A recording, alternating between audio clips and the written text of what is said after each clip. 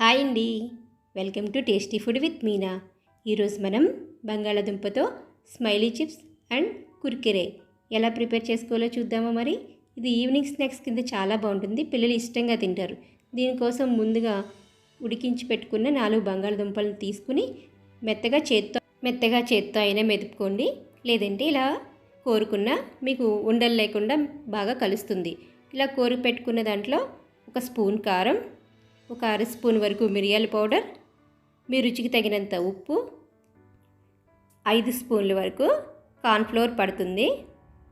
మీకు పలుచగా అనిపించినట్లయితే ఇంకొక స్పూన్ వేసుకోండి. ఇలా అన్నిటినీ వేసుకున్న తర్వాత చపాతీ ముద్దలా కలిపి పెట్టుకుని ఒక 10 మినిట్స్ పాటు పక్కన నానబెట్టుకోవాలి. ఈ విధంగా 10 మినిట్స్ పాటు నానబెట్టుకున్న పిండిని కొంచెం చేతికి ఆయిల్ రాసుకుని మీరు ఇలా ఒత్తుకోవాలి.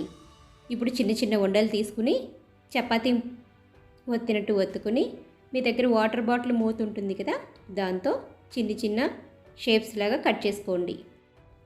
మీకు కావాలనుకుంటే ఇలానే మీరు డీప్ ఫ్రై చేసుకోండి, లేదంటే ఒక టూత్పిక్ తీసుకుని ఐస్ పెట్టండి, స్పూన్తో నోసిని పెట్టుకోండి. చూడండి ఎలా వచ్చాయో స్మైలీస్.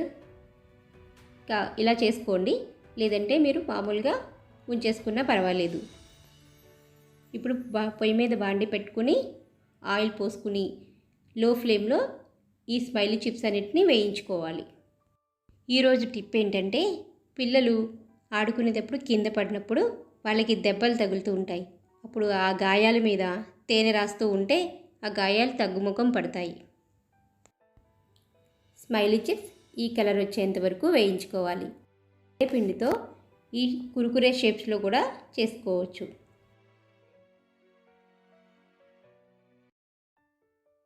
చూసారుగా ఎంత ఈజీగా మనం ఈ చిప్స్ని తయారు చేసుకున్నామో.